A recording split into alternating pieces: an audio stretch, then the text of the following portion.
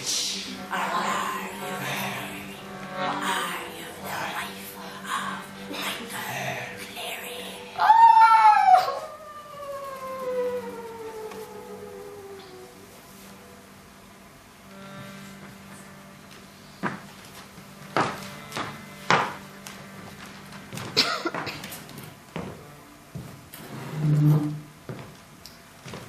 Now, continuing my travels, I met another member of the fair folk. We met her before. Here she is. And when I spoke to her, I had a strong sense that she was actually interviewing me. Every question I asked her, she would answer with another question. For example, is that a fairy guitar? She would say, well, you know it is, don't you? Do you know what a changeling is? Of course I do, don't you? And I discovered she was a fair folk anthropologist, a folklorist just like myself, and was in fact studying me. Well, of course, we hit it off perfectly. We became firm friends. We travelled together. She had very unique ways of prizing information from our informants, ways which I could only dream of. She had a unique ability to find sexually charged stories. She could reduce informants to melted butter. Bridie, why are you trying to be such a vegetable? I'm trying my best, Faye. I'm delighted to say she is here tonight. Would you welcome Faye? Hello there, ladies, gentlemen, ooh, and rough men too. My name is Faye, and I've been scouring the streets for years for a guy like this. Ain't he cute? Oh, come on, Foxy, cheer up, will ya?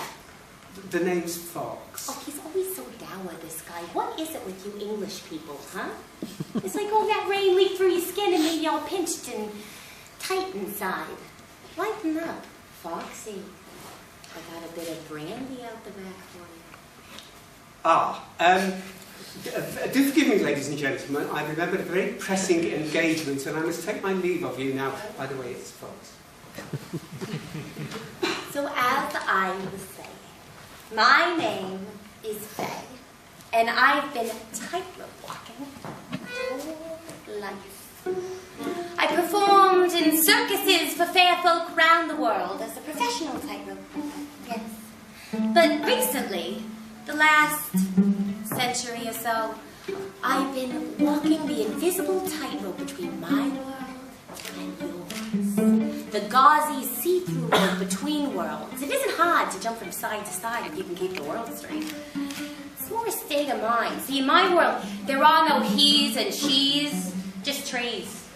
And in New York, fairy fleas, am I right? So why spend all this time in the dark and dreary of your urban worlds when all is cupcakes, fairy cakes? In yours, in ours, excuse me. Well, if I'm honest, you all have more interesting freaks and frights. And we all travel into your world far more frequently than you think. I'm a singer, see? And we singers know the power of the outer world on the inner world and all the worlds in between.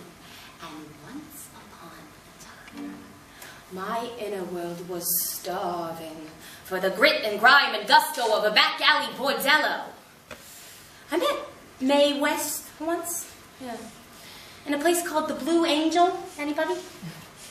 And she told me, there's a place like this in a city not so far away, and I think you will find friends there. Mae West, it turns out, was also a cousin of Christopher Walken. Go on, Faye, she said. Those pipes can't blast themselves clean. And before all your minds wander into the familiar gutter, she meant these pipes. She was talking about... Well, hello, gorgeous. Say, you know, May wasn't the only fairy at that time, you know. Most of us looked pretty big up there on the silver screen, but in fact, most of us were only 18 inches high. Archo, aren't you dead? Well, I'm either dead or my watch is stopped. Hey, you're kind of cute. I could dance with you till the fairy cows come home. In fact, I'd rather dance with the fairy cows till you come home. Oh, Groucho! Go on. Go on. Groucho sounds like he's already had a few brandies. As I was saying, I have sang my whole life since before I was born. In fact, I was never born. So you could say I've always been singing. But singing was never enough. In my dreams, I saw a grand stage show with can dancers and a big brass band with shape-shifting magicians and a sad green man. A place between worlds, maybe. And thanks to my blue angel, I found it.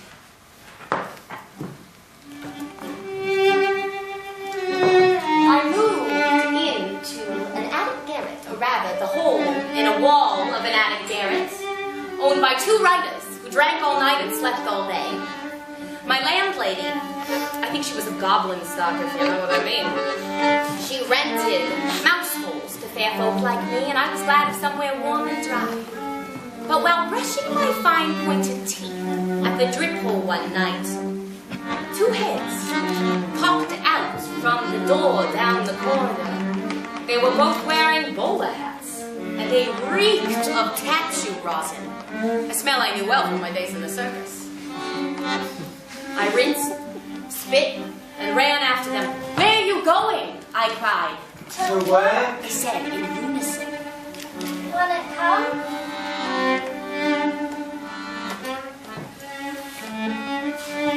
So began my first night at the club. Those twins, because they were twins, though they looked nothing alike, danced the socks off the audience. I mean it, not only did they dance their own socks off, watch out, because halfway through their set, the socks of every audience member flew off. Then I watched a mermaid, a real one, climb out of his tank and onto the stage and recite an impassioned monologue at the audience for letting him be in the tank in the first place. I watched an ice school melt his own forearm into his wife's mouth on stage. And I watched those twins, legs like birds, wings beating the ground. Faster and faster they danced until they collapsed in a heap of limbs. This was entertainment like I'd never seen. A place for beings to convene and explore who they truly are. A laboratory, a platform, a music hall. And speaking of music, the one thing the twins lacked was good music. Their music was canned of the tin pan can variety at that. And I knew I could do better. So the next night, I brushed my fine-pointed teeth, I rinsed, spit, and knocked on their door.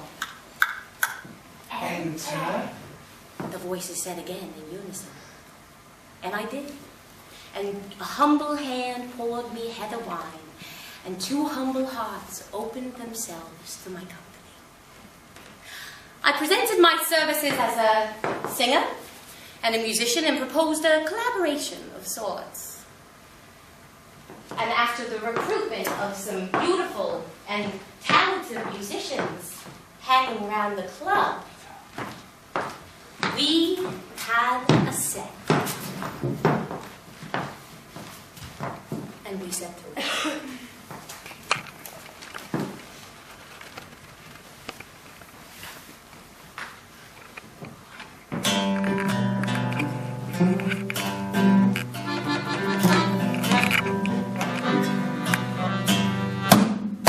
Well, I got champagne taste on a malt liquor budget. That's what my mama used to say. Oh, I heard you're low on cash, 'cause you've gone and blown it, and now you don't know how to pay. Oh, well, the fact is, boy, if you want a slice of this, you're gonna have to pump that wallet large. And so the time has come to let you in on one. You gotta get your ass to ladies in charge. Well, Mrs. Mamie Sachs, she held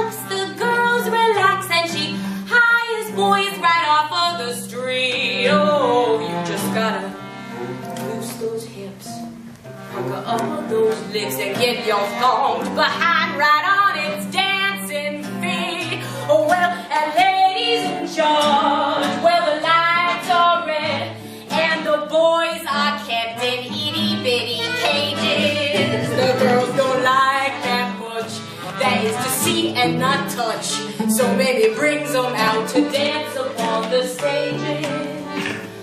Well, the boys who work at ladies, they complain sometimes, and they don't like the leather G-strings or the whips, no. But when a Midwestern mama of three come to town, she wanna see a whole lot more than just nips, honey. How's that sound? Make sure you're stick housebound, and maybe you'll see what I mean. You'll take me on a date, and then if things go great, I'll be your agent, but I charge more than 10%.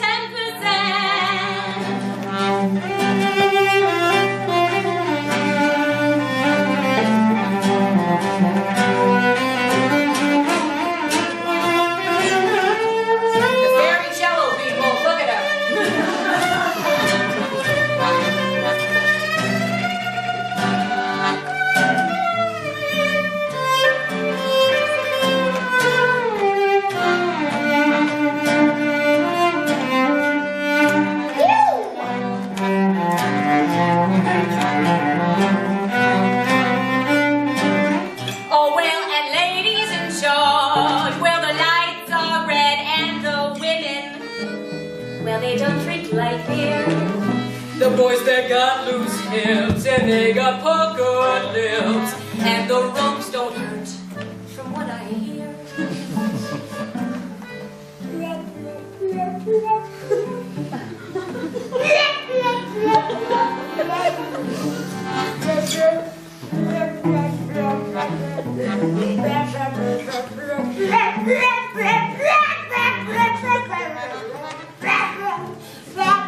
So, honey, how's that sound? Make sure you're street housebound, and maybe you'll see what I mean. He'll take me on a date, and then if things go great, I'll be your agent, but I charge more than 10%.